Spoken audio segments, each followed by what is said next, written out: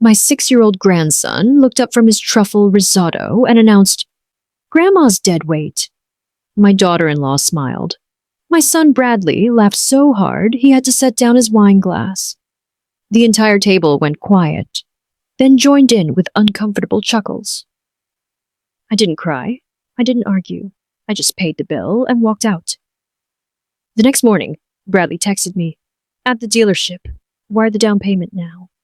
I replied, "Deadweight can't carry that kind of load."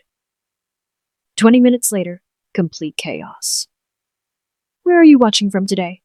Drop your city in the comments below and hit that like and subscribe button. Let me tell you how a grandmother's silence became the most expensive lesson her family ever learned. They say respect your elders.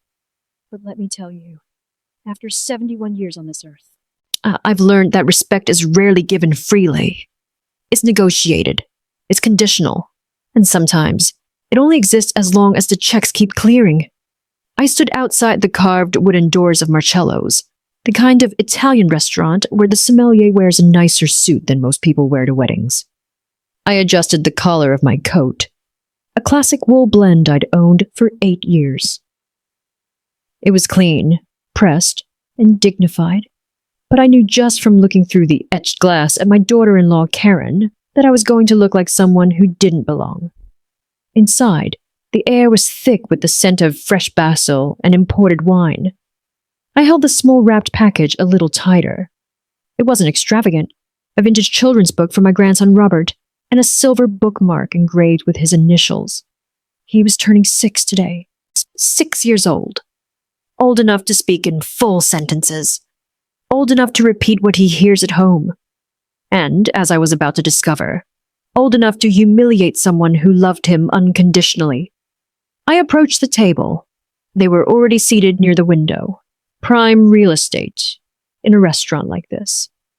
Karen was wearing something designer and sleeveless. My son Bradley was gesturing broadly, telling some story that made him look important. Robert was coloring on the paper tablecloth, ignoring the adults around him. "Hello, everyone," I said, keeping my voice warm. Karen glanced up. Her eyes performed that familiar choreography, a quick scan from my sensible shoes to my plain coat, ending with a barely perceptible tightening around her mouth. "Oh, Patricia, you found us.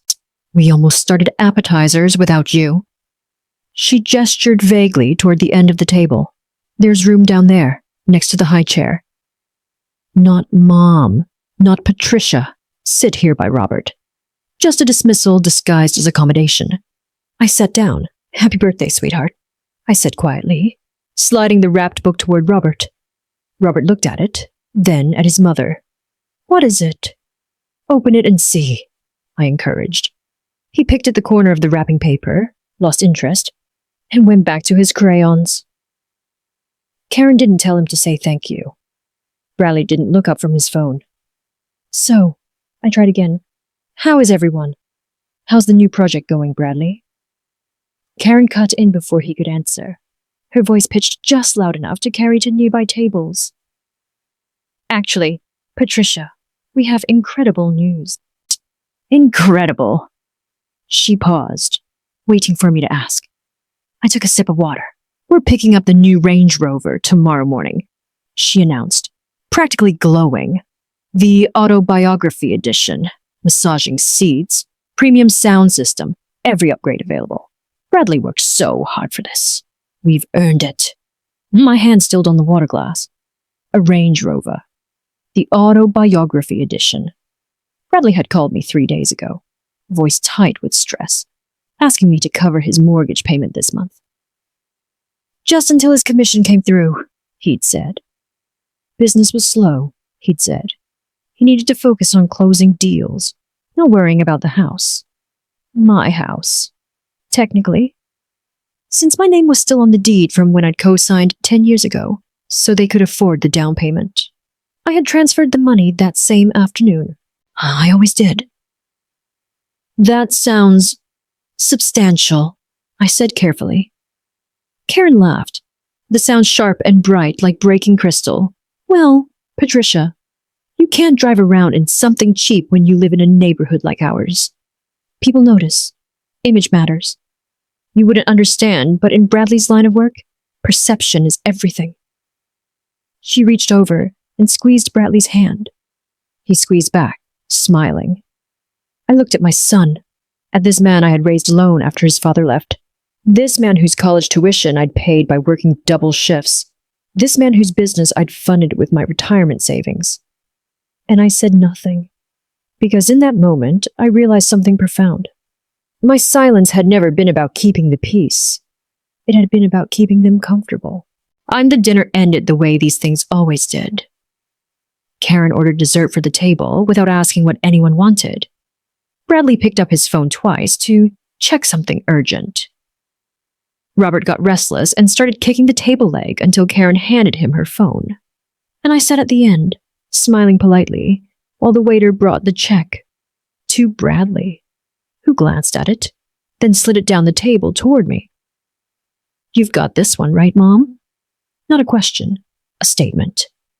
I opened my purse and placed my credit card on the leather folder without a word. $347 for a dinner where I'd eaten half a salad and been called something I wouldn't understand. The drive home took 23 minutes. 23 minutes of streetlights and silence. Replaying Robert's small voice, saying Deadweight, like he was reading from a script. Because that's exactly what he'd been doing. 6-year-olds don't come up with words like that on their own. They hear them, they repeat them, they test them out to see what happens. And what happened was his father laughed. I pulled into my driveway, the small 2-bedroom house I'd bought 30 years ago, back when Bradley was still in elementary school and his father was already gone. The porch light was on a timer. It flickered twice before holding steady, the same way it had every night for a decade. I should have replaced it by now. I should have replaced a lot of things. Inside, I hung up my coat and set my purse on the kitchen counter. The house was quiet in that particular way that only single-person homes are quiet. Not peaceful, just empty. I made tea, and while the water boiled, I pulled out the accordion folder I kept in the drawer beside the refrigerator. The one with all the important papers.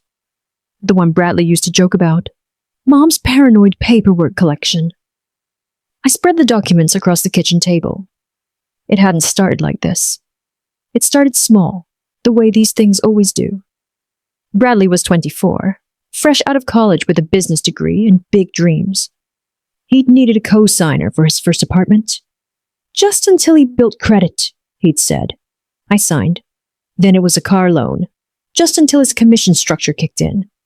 Then it was the business startup costs, just until the clients started rolling in. Then it was the down payment on the house. The house where he now lived with Karen and Robert. The house with the 2-car garage and the professionally landscaped yard. I'll put your name on the deed, Mom, for protection, for both of us. I'd thought he meant protecting the investment. Now I understood he'd meant protecting himself.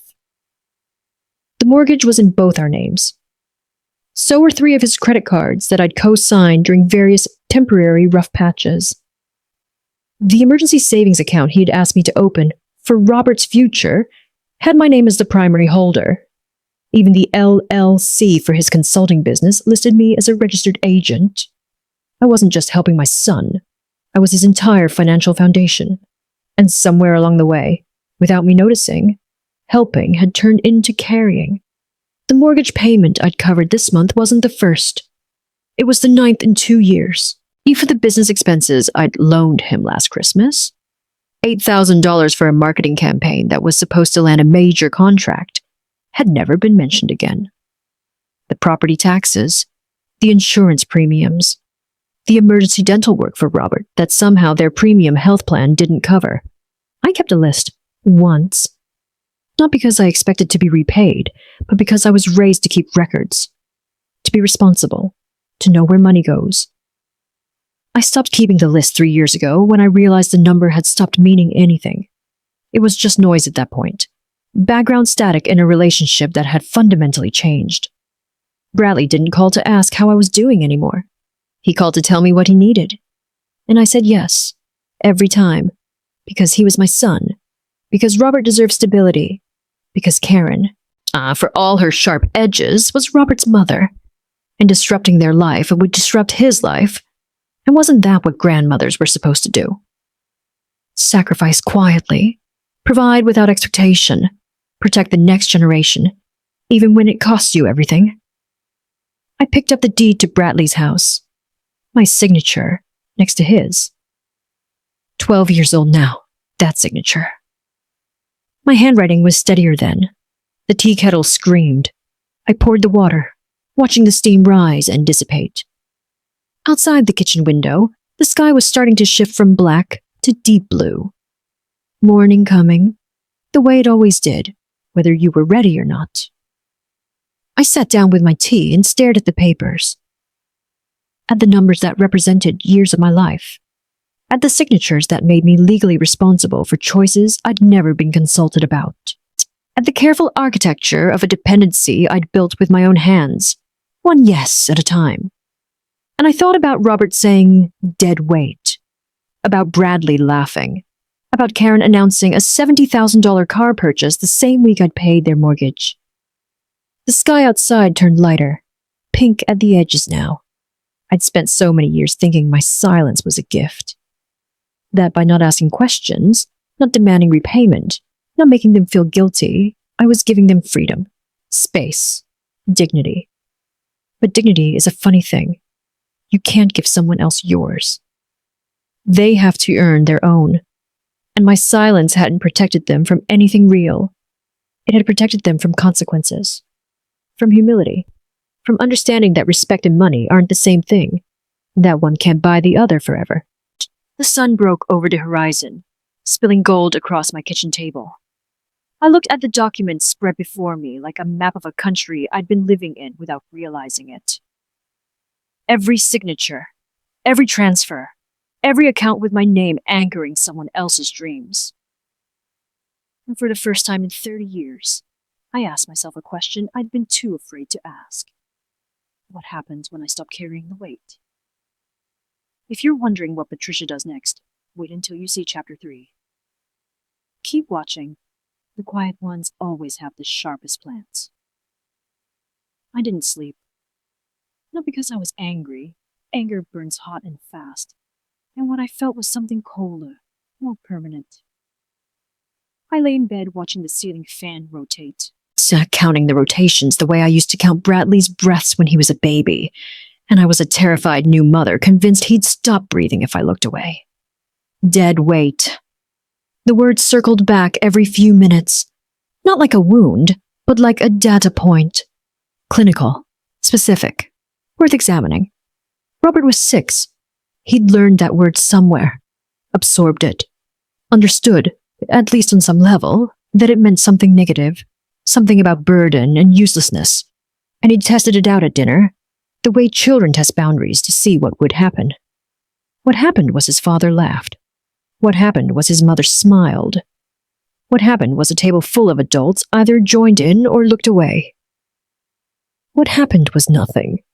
No correction. No Robert. That's not kind. No, apologize to Grandma. Just laughter and the scrape of forks against plates, and someone ordering another bottle of wine.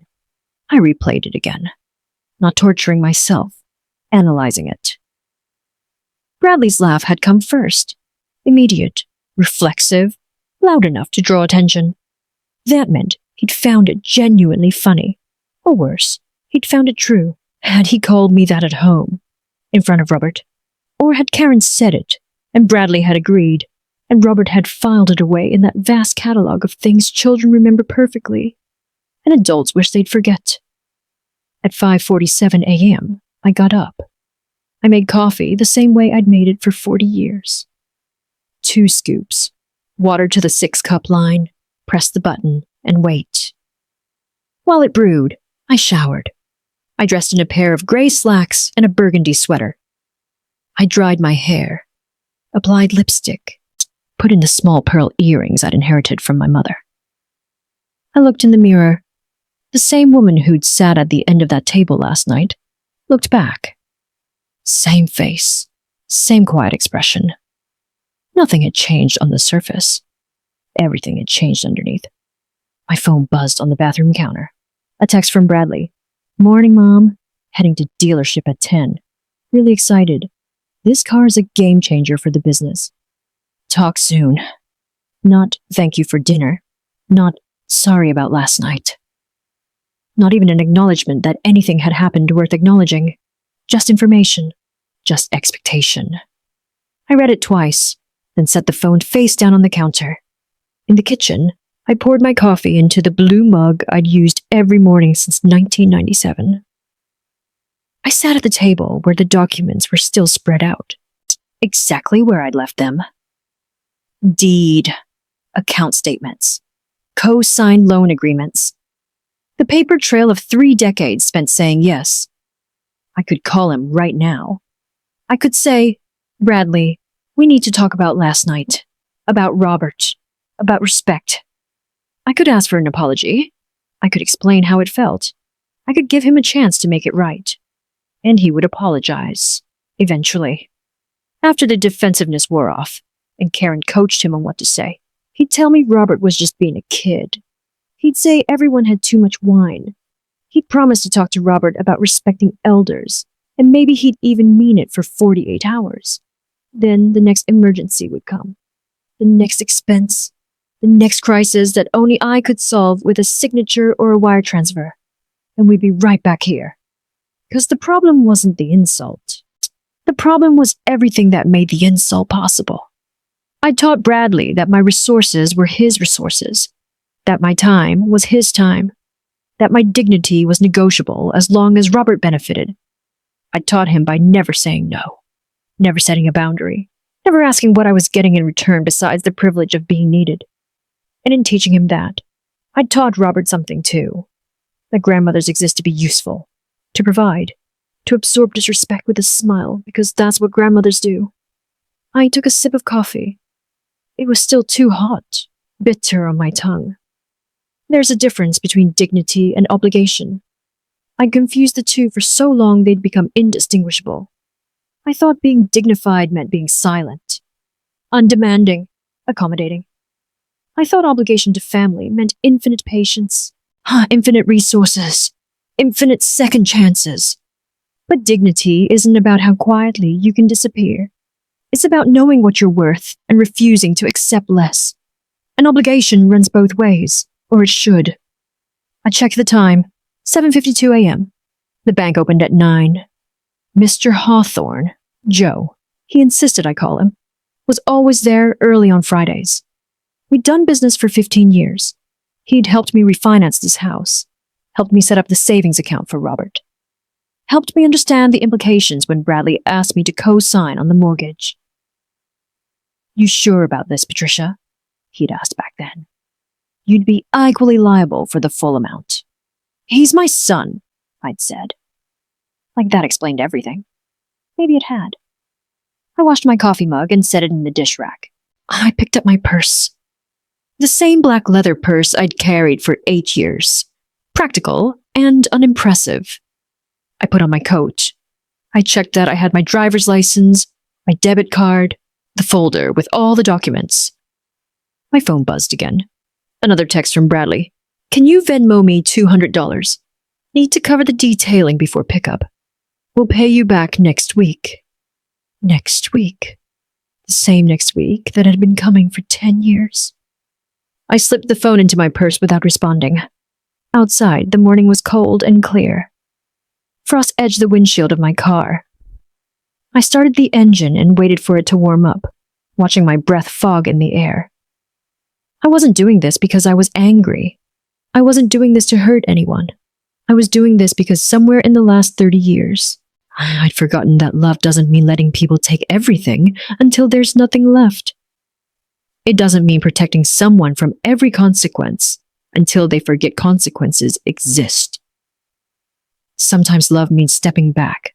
Sometimes it means letting people carry their own weight. The bank was 6 blocks away, a small brick building with green awnings and a parking lot that was always half empty. I pulled in at 8:47 a.m., 13 minutes before they opened. Joe's silver sedan was already there in his reserved spot near the entrance. I turned off the engine, sat for a moment with my hands on the steering wheel. This was the moment. The last moment before everything changed. I could still drive away, go home, send the $200, wear the down payment at 10, pretend last night never happened, and this morning was just a morning like any other. But it wasn't. And I wasn't going to pretend anymore. I picked up my purse and the folder of documents. I walked across the parking lot, my footsteps steady on the frost-slick pavement. And I pushed through the heavy glass doors of First National Bank, calm and certain, ready to have a very specific conversation about who owned what, who owed what, and what happened when the foundation finally decided to stop holding up the house. You think Patricia is just closing accounts? Chapter 4 will show you exactly how much power a co-signer really has. Don't go anywhere. Joe Hawthorne looked up from his desk when I walked in, his reading glasses perched on the end of his nose. He'd been the branch manager here for 23 years, and long enough to remember when I'd come in to open my first savings account as a single mother with a 4-year-old and a checkbook that rarely had more than 3 digits in it. "Patricia," he said, standing. "You're here early. Everything all right?" I sat down in the chair across from his desk and set the folder between us. "I need to make some changes to my accounts." He must have heard something in my voice. Something quiet but absolute. Because he didn't smile or make small talk. He just nodded, pulled out a legal pad, and clicked his pen. "What kind of changes?" I opened the folder. I'm primary on Bradley's business savings account. The one we opened 3 years ago for Robert's Future Education Fund. I slid the statement across.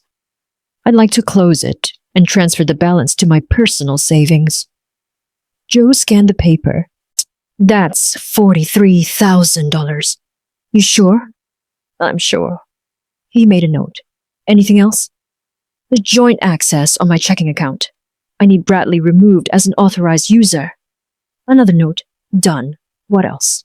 I pulled out the next document. There's an automatic payment set up from my account to his mortgage. $2,800 a month. I need that canceled immediately. Joe's pen paused. He looked at me over his glasses, not judging, just seeing. "Patricia, that's his mortgage payment." "I'm aware. I've been making it for the past 18 months. My name is on the deed, but the loan is his responsibility. I'd like the automatic transfer stopped today." He wrote it down. "Understood. Is there anything else?" I took a breath. This was the big one. This morning, Bradley is buying a Range Rover. The autobiography edition. The down payment is supposed to come from that education account, the one I just asked you to close. He's expecting around $40,000 to be available. Joe set down his pen. "Patricia?" "I'm not asking you to stop the transaction, Joe. I'm just removing my money from the equation. What happens after that is between Bradley and the dealership." For a long moment, he didn't say anything. Then he picked up his pen again. "I'll process everything immediately. The account closures will be effective within the hour. The automatic payment cancellation is immediate. And Patricia," he looked at me directly, "you're doing the right thing." I didn't feel like I was doing the right thing. I felt like I was doing the necessary thing. There's a difference. Meanwhile, across town, Bradley adjusted his tie in the dealership showroom mirror and smiled at his reflection. The Range Rover autobiography sat 20 feet away, gleaming under the showroom lights like a promise. Midnight blue with cream leather interior. Every option checked, every upgrade included. Karen stood beside it, running her hand along the hood. "It's perfect, Bradley. Absolutely perfect." "Nothing but the best," he said, pulling out his phone. Still no response from his mother about the $200, but that was fine. He'd just add it to the down payment transfer. She'd understand. The salesman, Derek, according to his name tag, approached with a tablet and an eager smile. "Mr. Bradley, we're all set. I just need to confirm the wire transfer, and we can start the paperwork." "Should be there," Bradley said confidently. "Check the account ending in 4, 738. Derek tapped on his tablet. Waited, refreshed the screen, frowned. I'm not seeing it yet. Sometimes these things take a few minutes to process. Let me check with finance. He'd walked away. Karen looked at Bradley. You sent it, right? Mom's handling it. She always does. Did you confirm with her? Karen, relax. She's been managing that account for years. She knows what today is. Derek returned, his smile slightly tighter. Mr. Bradley, I'm showing a zero balance in the account you referenced. Is there possibly another account the funds are coming from? Bradley's stomach dropped half an inch. That's not possible. There's over 40,000 in that account. I'm showing it was closed this morning. At 9:07 a.m., the showroom suddenly felt too bright, too warm. Karen's voice cut through the air like a knife. What does he mean, closed? Bradley was already dialing. His mother's phone rang once, twice, 3 times. Voicemail. He tried again. Voicemail. Bradley. Karen's voice was low, dangerous. What is going on? There must be a mistake. That account. It's for Robert. She wouldn't just... Derek cleared his throat. Would you like me to give you a few minutes to sort this out? Yes, Karen said. Give us a minute. Derek retreated. Karen turned to Bradley, her face perfectly composed in that way that meant she was absolutely furious. Explain to me why your mother controls the money for our car. It's not like that. The account was it was easier for tax purposes to have her name on it. She's been managing Robert's education fund. And we were just borrowing. Borrowing. Karen's voice could have frozen water. From our son's education fund. That your mother controls. Karen? How much of our life does your mother control, Bradley? It was the way she said your mother. Not Patricia. Not even your mom. Your mother. Like she was a stranger. A problem. An obstacle. Bradley's phone buzzed. A text from his mother. The account has been closed. The automatic mortgage payment has been cancelled. You're on your own now. Good luck at the dealership. He stared at the message. Read it again. The words didn't change. Karen was watching him. What did she say? He handed her the phone. She read it. Once. Twice. Then she looked up at him, and in her eyes, Bradley saw something shift. Something fundamental. The way you look at a house and suddenly realize the foundation has cracks you never noticed before. The mortgage payment, she said slowly. She's been making our mortgage payment. Just temporarily, until... How long, Bradley? It wasn't a question. 18 months. Maybe 2 years. It's been tight with the business startup costs, and... 2 years. Karen's laugh was sharp, bitter. We've been living in a house we can't afford for 2 years. On your mother's money. The same mother you let our son call Deadweight last night. He's 6, Karen. He didn't mean... And you laughed. She said it quietly, but it landed like a slap. You laughed at your mother, the woman who apparently funds our entire life. Derek reappeared at a careful distance. Folks, I hate to interrupt. But we do have other customers interested in this vehicle. If there's an issue with financing... There's an issue, Karen said, not looking away from Bradley. We'll need to reschedule. She walked toward the exit. Bradley followed, his phone still buzzing with notifications. His banking app, his mortgage company. Everything updating in real time as the foundation of his financial life disappeared with a series of keystrokes his mother had made, while he was picking out which color stitching he wanted on the leather seats. Karen pushed through the glass doors into the parking lot. Karen! Wait! She turned. I married a successful consultant, a businessman, a provider. Her voice was flat, factual. Who are you actually, Bradley? He's opened his mouth. Closed it, because for the first time in 10 years, he didn't have an answer. And his mother, quiet, accommodating, deadweight Patricia, wasn't there to give him one. If you think that was devastating, wait until chapter 5 when Karen discovers exactly how deep this goes.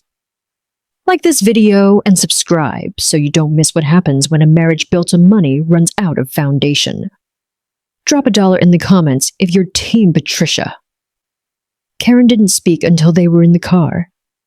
She sat in the passenger seat of Bradley's leased BMW, the one with payments he'd assured her were easily manageable, and stared straight ahead while he fumbled with his keys. His hands were shaking. He pulled out of the dealership parking lot, and that's when she started. How much? Karen, let me explain. How much? Bradley merged onto the highway, buying himself 5 seconds. The mortgage is $2,800 a month. For how long? 18 months, maybe 20. She did the math in her head. He could see her doing it, her lips moving slightly. $56,000. Your mother has paid $56,000 of our mortgage. It was temporary. The business startup costs were higher than projected. And what else? What? What else is there, Bradley? Because I'm realizing right now that I don't actually know anything about our finances. You handle everything. You tell me we're doing great. You tell me to buy the designer bags and book the vacation and order the expensive wine because we've earned it. So what else don't I know? Bradley's grip tightened on the steering wheel. There's nothing else. Don't lie to me. Not right now. A semi-truck passed them on the left. Bradley watched it disappear ahead, eager wishing he could follow it anywhere but home. The down payment on the house, he said quietly. She co-signed. Her name is on the deed. How much did she put down? $60,000. Karen's head snapped toward him. $60,000. It was an investment. For Robert's future.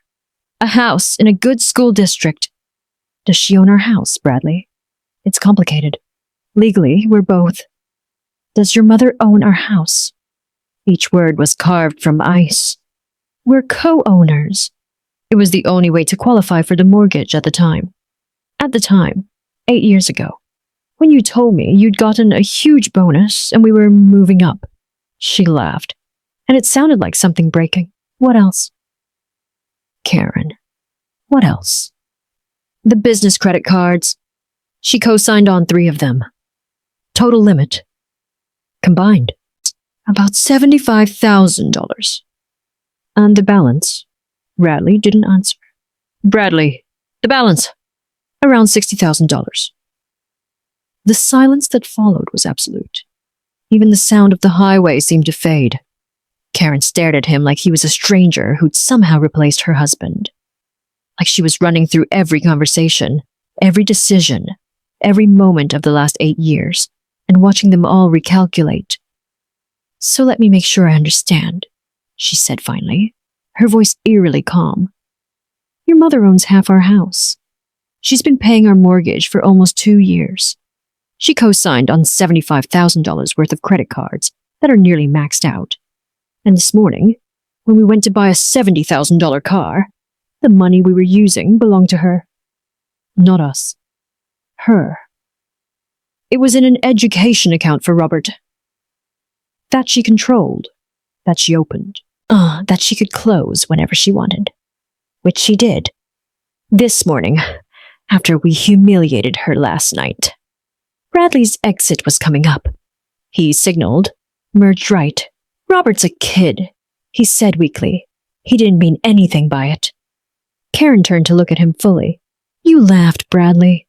Your son called your mother Deadweight, the woman who, apparently, is the only reason we have a roof over our heads.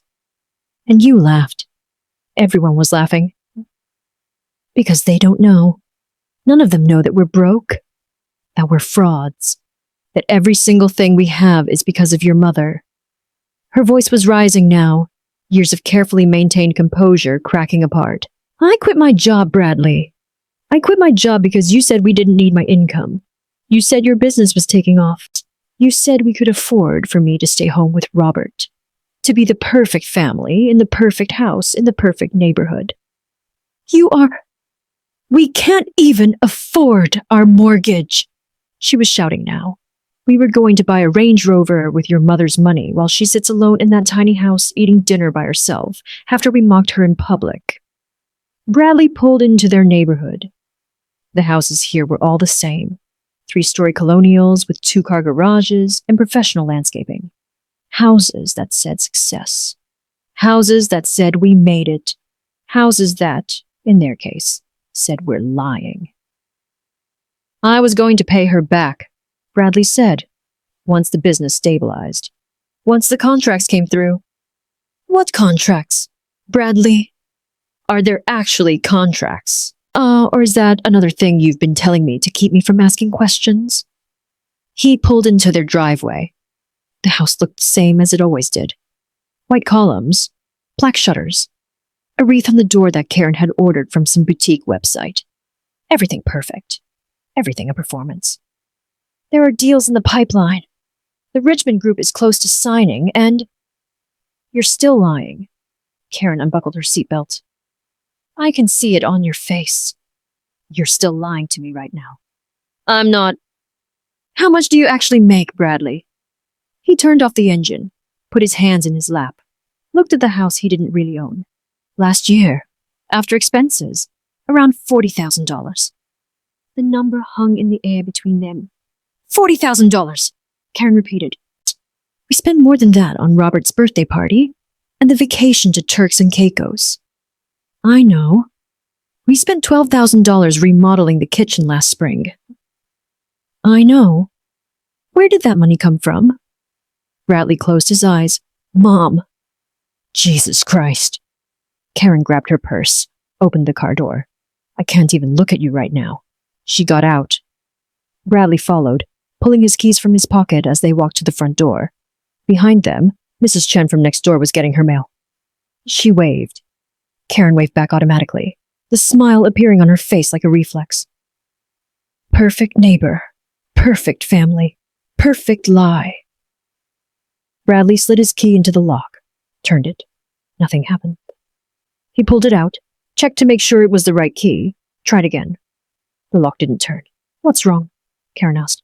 And Bradley tried a third time, jiggling the key, putting his shoulder against the door. The lock. It's not working. Use the garage. He pulled out his phone, pressed the garage door opener app. Error. Access denied. Bradley. Karen's voice had gone very quiet. Why isn't the garage opening? He tried the app again. Same message. Then he saw it. Taped to the door, at eye level, a white envelope with his name written in his mother's careful handwriting. He pulled it off the door. Inside was a single piece of paper. Notice of eviction. To Bradley Michael Patterson. From Patricia Ann Patterson, primary deed holder. Effective immediately. You are hereby notified that your occupancy of 847 Maple Ridge Drive is terminated. The locks have been changed as of 2 p.m. today. You have 30 days to remove your personal belongings by appointment only. All inquiries should be directed to Thomas & Associates legal attorney, Richard Thomas. Below that, a phone number. Bradley read it twice, 3 times. The words didn't change. What is that? Karen's voice came from very far away. He handed her the paper, watched her read it, watched her face go through confusion, disbelief, understanding, and finally something that looked almost like respect. She changed the locks, Karen said. Your mother changed the locks on her own house. From next door, Mrs. Chen was still watching, no longer pretending to check her mail. Bradley tried his key one more time, knowing it wouldn't work, needing to do something with his hands. The lock stayed firmly, permanently, closed. Chapter 6 is where everything falls apart completely. You won't believe how far Patricia is willing to go. Keep watching. This is just the beginning. Bradley stood on his front porch. Her front porch, holding the eviction notice while his wife read over his shoulder and his neighbor watched from across the lawn. This can't be legal, he said. You can't just... People don't just evict their own children. Karen looked up from the paper, her face unreadable. She's not evicting her child. She's evicting a tenant from her property. It's my house too. My name is on the deed. Is it? Karen's voice was sharp, because this says primary deed holder. What does that mean, Bradley? He didn't answer. Couldn't answer. Because 8 years ago, sitting in the attorney's office, his mother had said something he'd chosen not to hear. 8 years earlier? The closing attorney had slid the papers across the table. Patricia sat next to Bradley, her purse in her lap, a cashier's check for $60,000 already signed. Now, Mrs. Patterson, the attorney said, since you're providing the down payment and co-signing the mortgage, we can structure this as joint tenancy or tenancy in common. With tenancy in common, you'd be listed as primary holder with a 60% stake based on your contribution. That would give you certain rights regarding the property. Bradley had started to object. I thought we'd be equal. It protects both of you, Patricia said quietly. If something happens to me, my portion goes to you. But if something happens to you, I'm protected too. It's just paperwork, Bradley. Just a formality. Just paperwork. Just a formality. He'd signed. Bradley's phone was already in his hand, dialing. Ring, ring, ring. You've reached Patricia. Please leave a message. Mom, call me back. Please. We need to talk about this. There's been a mistake. He'd hung up. Dialed again. You've reached Patricia. Mom, it's me. I know you're upset about last night. And I'm sorry, okay? Robert didn't mean anything. He's 6. Kids say things, but this... You can't just lock us out of our house. We have a child. Please call me back. Karen was still staring at the notice. There's a lawyer listed. What? Thomas and Associates Legal. Richard Thomas, attorney. She looked at him. Your mother hired a lawyer, Bradley. The words landed like physical blows. A lawyer. Not a threat. Not an emotional reaction. A lawyer. Bradley dialed the number on the notice. 2 rings, then a crisp female voice. Thomas and Associates. How may I direct your call? I need to speak to Richard Thomas. It's urgent. About Patricia Patterson. 1 moment, please. Hold music. Something classical. Mozart, maybe. Bradley's heart was hammering.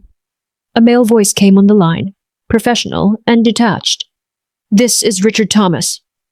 Mr. Thomas, my name is Bradley Patterson. I just received an eviction notice from my mother, and there's been some kind of mistake. Mr. Patterson, yes. I've been expecting your call. There's no mistake. Mrs. Patterson has retained our firm to handle the legal termination of your residency at 847 Maple Ridge Drive. But I live there. My family lives there. She can't just... Mr. Patterson, your mother is the primary deed holder with a controlling 60% interest in the property. She has the legal right to terminate unauthorized occupancy. You are living there under an informal family arrangement, not a legal lease. That arrangement has been terminated. This is insane. She's my mother.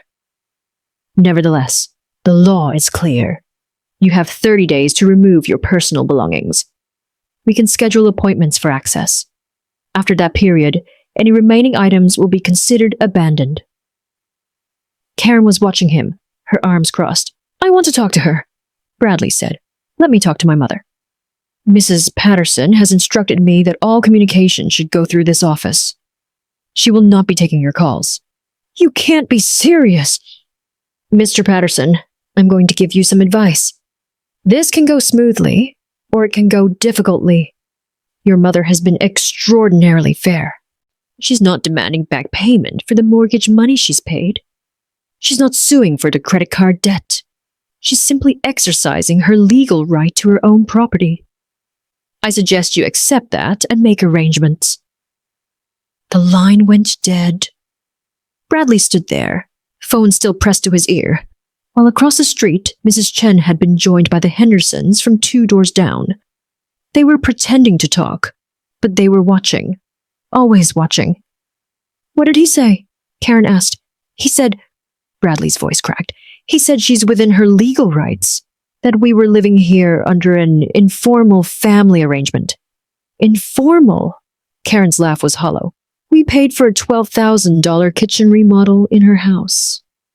How informal. Robert's face appeared in the front window, inside the house. He pressed his hands against the glass, confused about why his parents were standing outside. Karen saw him, and her expression hardened.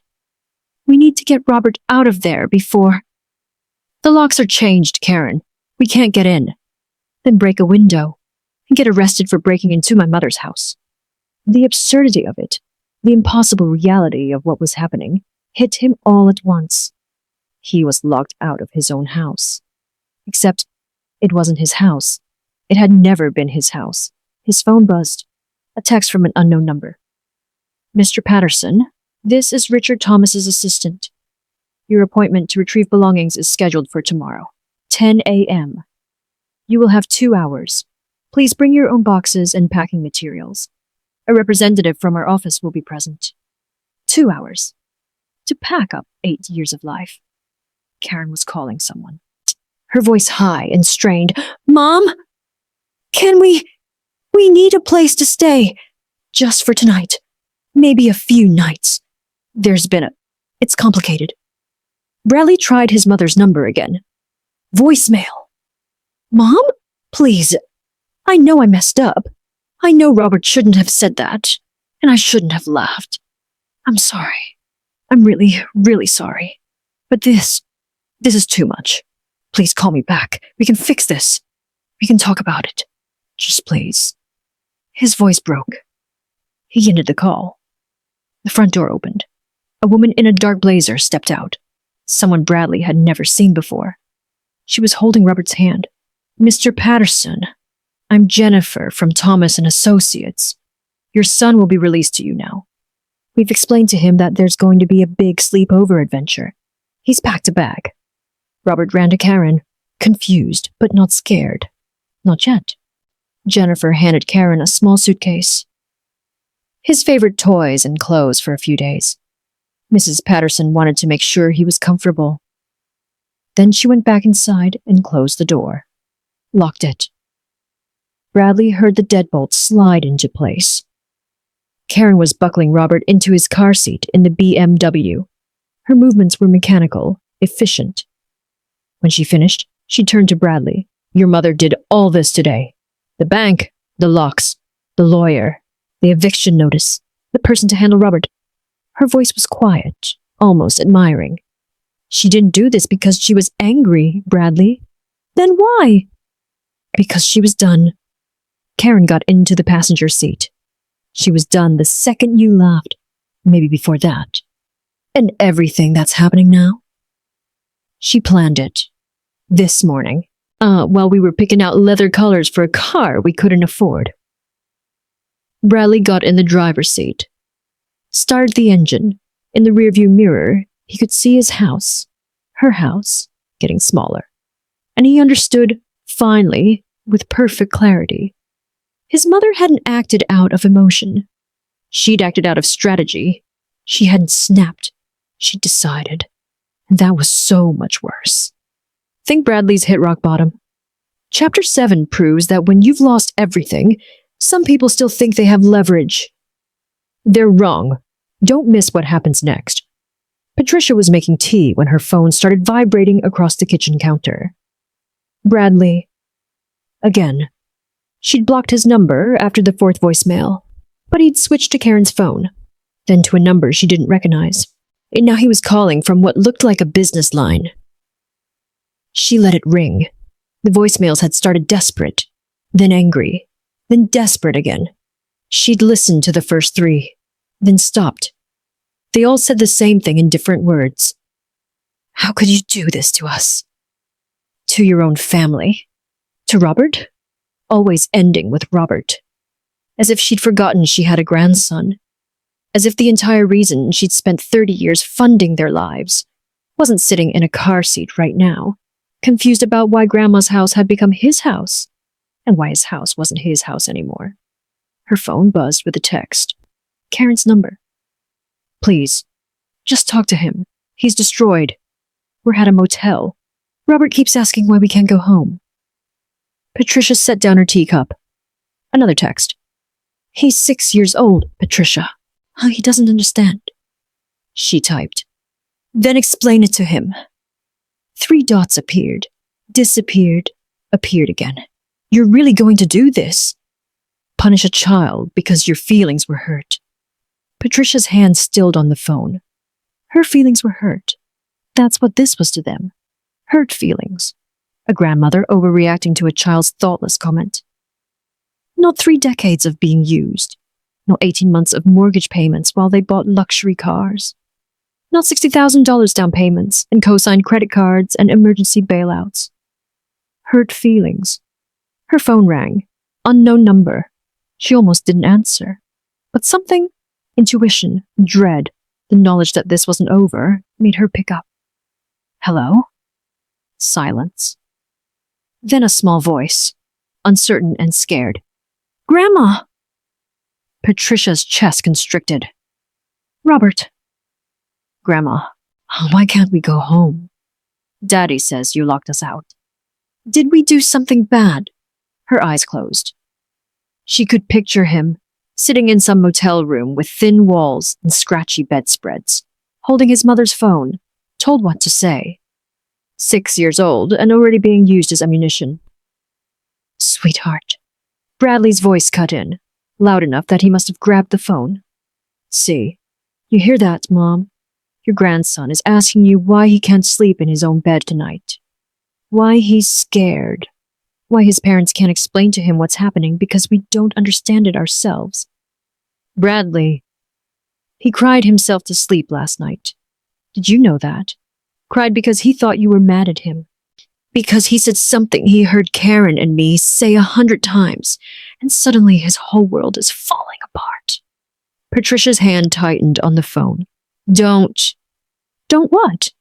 Don't tell you the truth. Don't let you hear what this is doing to an innocent child. Don't use your son to manipulate me. I'm not.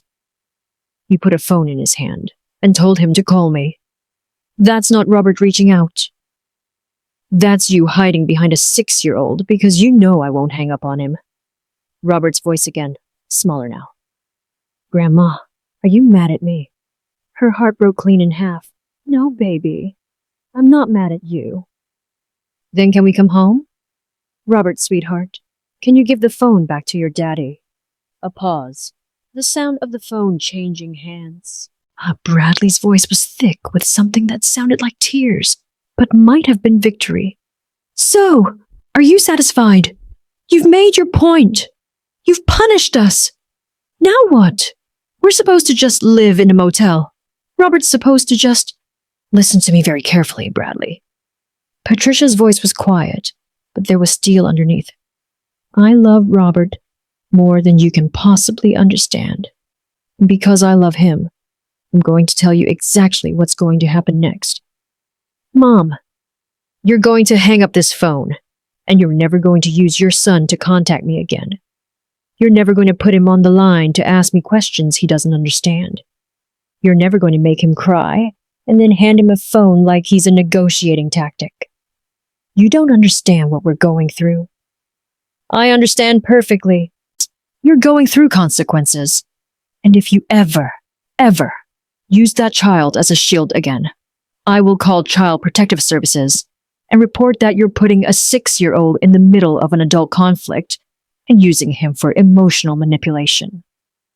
Bradley's breath caught. You wouldn't try me. You're his grandmother. And you're his father. Act like it. Find an apartment. Explain to your son that sometimes grown-ups make mistakes and have to start over. Get a job that actually pays what you tell people it pays. Learn to live within your means and leave Robert out of it. We can't afford. Then maybe you shouldn't have bought a Range Rover. The silence stretched.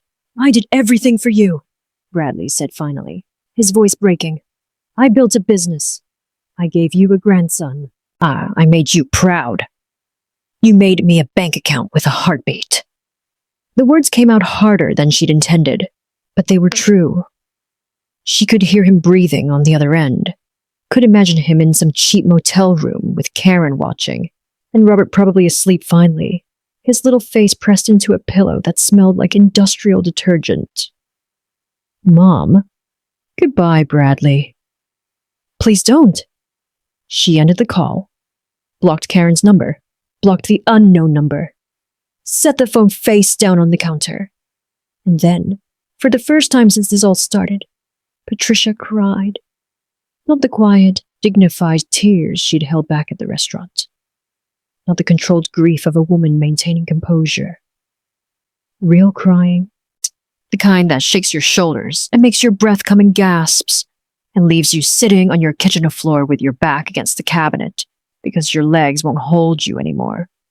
She cried for Robert, who didn't understand why his world was changing.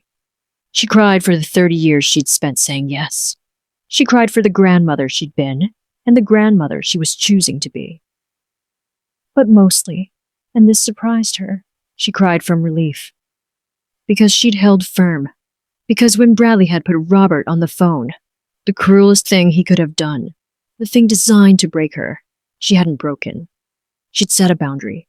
She'd protected Robert the only way she knew how, by refusing to teach him that love means letting people take and take and take until there's nothing left. The tears slowed, stopped. Patricia sat on her kitchen floor and felt something she hadn't felt in decades. Free. Still heartbroken, still sad, still worried about a 6-year-old boy in a motel room, but free. She pulled herself up using the counter edge, splashed cold water on her face, made fresh tea. Her phone stayed silent. Outside, the evening was settling in, purple and gold. Tomorrow, she knew, would bring more calls, more attempts, more manipulation. But tonight, she'd held the line, and that was enough. Chapter 8 is the confrontation you've been waiting for. Bradley shows up at Patricia's door with apologies, excuses, and tears. But will she open it? You need to see this. Chapter 8. The doorbell camera. The doorbell rang at 6:47 the next morning. Patricia was already awake, now sitting at her kitchen table with coffee, and the newspaper she still had delivered because some habits were worth keeping. She heard the chime and glanced at her phone, where the doorbell camera app had already sent a notification. Bradley stood on her porch. He looked terrible. Same clothes as yesterday, wrinkled now. Hair uncombed, eyes red-rimmed and swollen. He shifted his weight from foot to foot, then reached out and rang the bell again. Patricia picked up her phone and opened the two-way audio.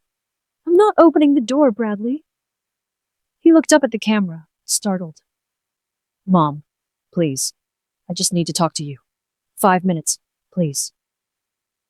We can talk like this. Mom, I can't do this through a camera. Please. I'm your son. Patricia took a sip of her coffee, set it down carefully. Then talk. He ran his hand through his hair, looked around like he was checking if the neighbors were watching. They probably were. Mrs. Chen had proven she didn't miss much. I'm sorry, Bradley said. I'm so sorry. About everything. About Robert. About the restaurant. About laughing. I was drunk and stupid and... You weren't drunk. The word stopped him mid-sentence. What? You had 1 glass of wine with dinner. I watched you. You were perfectly sober when your son called me Deadweight and you laughed. Bradley's face crumpled. I didn't mean... It just came out. I wasn't thinking. You weren't thinking about me. You were thinking about impressing Karen and her friends. About looking like the kind of man who's above his mother. The kind of man who's so successful, so secure, that he can laugh when a child insults the woman who paid for the meal. That's not fair. Fair? Patricia's voice came through the doorbell speaker, calm and clear. Tell me what's fair, Bradley. Is it fair that I've paid your mortgage for 2 years? Is it fair that I co-signed for $75,000 in credit cards you've maxed out? Is it fair that I pay for your down payment, your business startup, your son's dental work, your wife's kitchen remodel, and 1,000 other things while you told me money was tight but somehow always had enough for appearances. I was going to pay you back. With what money? You make $40,000 a year, Bradley. I know everything now. The Richmond Group deal that was almost closed. I called them yesterday. They've never heard of you. He went pale. You called. I called everyone. Every client you've mentioned in the past 5 years. Every contract you said was in the pipeline. Do you know how many were real? Bradley's mouth opened, closed. None of them, Bradley. Not one. You're not a successful consultant. You're a man living on his mother's money while pretending to be something he's not. I tried. His voice broke. I tried so hard. The business, it never took off the way I thought it would. And Karen, she had expectations. The house, the lifestyle, the neighborhood. I couldn't tell her the truth. I couldn't tell anyone. So you told lies instead. And when the lies got expensive, you came to me. Because you're my mother. The words came out like a cry. You're supposed to help me. You're supposed to support me. That's what mothers do. Patricia was quiet for a long moment. When she spoke, yet her voice was softer, but no less firm. Mothers help their children learn to stand on their own. Mothers support their children as they grow into adults who can support themselves. What I did wasn't mothering, Bradley. It was enabling. And what you did wasn't asking for help. It was exploitation. I never meant to. You laughed when your son called me deadweight. The sentence hung in the air between them, delivered through digital speakers but landing with the weight of absolute truth. Bradley's shoulders sagged. I know, and I'm sorry. I'm so sorry, Mom. Please, I'll do anything. I'll pay you back. I'll get a real job. I'll make this right. Just please let me in. Let's talk about this face to face. Why? The question seemed to confuse him. What? Why do you want to talk face to face, Bradley? What do you think will happen if I open this door? You think if you can get in front of me, you can make me feel guilty. You think if you cry enough, if you apologize enough, if you make yourself small enough, I'll write you another check, transfer you more money, let you back into the house. No, that's not. It is exactly what you think, because it's what's always worked before. I've never been able to say no to you when you're standing right in front of me crying. Bradley wiped at his eyes. I'm not trying to manipulate you. Yes, you are. That's why you brought Robert to the phone last night. That's why you're here now instead of calling. That's why you look like you haven't slept. You're performing grief in the hopes it will buy you something. I'm not performing! I'm devastated. You've taken everything from me. Patricia stood up from her table, walked closer to the front door. Her voice came through the speaker clearer now, closer. I haven't taken anything from you, Bradley. I've stopped giving. There's a difference. Through the camera, she could see him trembling. Could see the moment he realized this wasn't going to work. That the door wasn't going to open. That his mother, quiet, accommodating, generous Patricia, had become someone he didn't recognize. What am I supposed to do? He asked. And for the first time, he sounded genuinely lost. Not performing. Just broken. You're supposed to figure it out. Get a job. A real one. Find an apartment you can actually afford. Explain to your wife and your son what's happening. Build a life based on what you actually earn, not what you can borrow. I don't know how. Then learn. Mom, please. I love you, Bradley. I always will. But I'm done being your safety net. I'm done being the reason you never have to face consequences. I'm done teaching Robert that family means using people until they're empty. Bradley put his hand against the door, pressed his forehead to it. I can't do this without you. Yes, you can. You just never had to before. She could see him crying now, his shoulders shaking. Part of her wanted to open the door. wanted to hold her son and tell him it would be okay, that she'd help him figure it out. But that part, the part that had always said yes, had always enabled, had always protected him from himself, was exhausted and quiet. "When you're ready to have a real conversation," Patricia said, "when you're ready to talk about accountability and repayment and actual change, call my lawyer. Mr. Thomas has my instructions. But until then, the door stays closed. Mom, goodbye, Bradley." She ended the audio feed, watched through the camera as he stood there for another minute, hand still on her door, hoping it would open. It didn't. Finally, he stepped back, looked up at the camera one more time.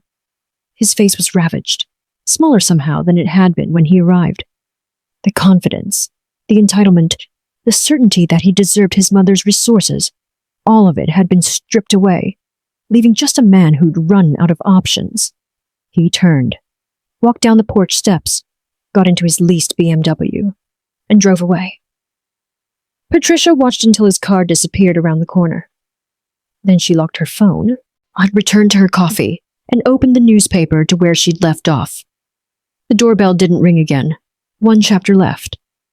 Patricia's final reflection will leave you thinking about family, money, and what we really owe each other. If this story has changed how you see relationships, drop a heart in the comments and make sure you're subscribed for the conclusion. 3 weeks later, Patricia sat in a hotel room 17 miles from the house she'd lived in for 30 years. It wasn't a fancy hotel, a mid-range chain off the highway, the kind with complimentary breakfast and ice machines that hummed through the night. But it was clean, quiet, and most importantly, it was hers. Paid for with her own money. No co-signers, no dependents. No one who needed anything from her, except the front desk calling to confirm her checkout date. "I'm not sure yet," she told them. "Is that all right?" "Take all the time you need, Mrs. Patterson." Take all the time you need. When was the last time someone had said that to her? She sat by the window now, a cup of tea cooling on the small round table, watching the city lights blink on as evening settled over the valley. Somewhere out there, Bradley and Karen were in an apartment. A one-bedroom, according to the email Mr. Thomas had forwarded. Robert was sleeping on an air mattress in the living room. It wasn't ideal. It probably wasn't even comfortable. But it was what they could afford. Patricia's phone sat face up on the table, silent. Bradley had stopped calling after the doorbell camera conversation. The lawyer had received one email, a formal request for payment plan terms on the credit card debt. Mr. Thomas had drafted a response. Reasonable terms. 20-year repayment schedule. Low interest. Nothing designed to destroy them, just accountability. Bradley hadn't responded yet. Maybe he would. Maybe he wouldn't. Patricia was learning that some things weren't hers to control. She picked up her tea, took a sip. It had gone lukewarm, but she drank it anyway. Outside, a plane crossed the sky, its blinking lights steady and purposeful. Going somewhere, coming from somewhere. In transit, like her. People had asked her, the few people she'd told, if she regretted it. Your own son, her friend Margaret had said over coffee last week. Evicted. How do you sleep at night? The answer, surprisingly, was better than she had in years. Because here's what Patricia had learned in 71 years. Silence isn't always kindness. Sometimes it's just cowardice dressed up as love. She'd spent 3 decades being silent. Not asking questions when Bradley's business never quite took off. Not pushing back when Karen made comments about her clothes, her house, her life. Not demanding repayment or accountability or even basic respect. She told herself it was because she was being a good mother. Supportive, understanding, unconditionally loving. But unconditional love doesn't mean unconditional funding. It doesn't mean letting someone mistake you for an ATM with a heartbeat. And it definitely doesn't mean staying quiet while a 6-year-old learns that the people who love you are the people you use. Her phone lit up. A text from an unknown number. She almost didn't open it. But something made her tap the notification. A photo. Robert, sitting at a small table in what must be the new apartment, coloring. The lighting was harsh, overhead fluorescent instead of the soft lamps in his old bedroom, and the table was clearly secondhand. But he was smiling, tongue stuck out in concentration, completely absorbed in whatever he was drawing. Below the photo, a message from Karen. He asked about you today. Asked if you were still mad. I told him you weren't. I told him sometimes grown-ups need space to figure things out. I hope that was okay to say. Patricia stared at the photo for a long time. Then she typed back. That was exactly right to say. Thank you for sending this. 3 dots appeared. Disappeared. Appeared again. I'm sorry. For how I treated you. For what I let happen. You deserved better. Patricia's eyes stung. So did Robert. So did all of us.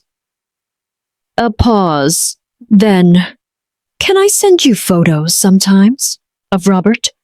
I won't ask for anything. I think he should know his grandmother loves him. Patricia's thumb hovered over the keyboard. This was the door opening. Not the front door of a house, but something smaller, more careful.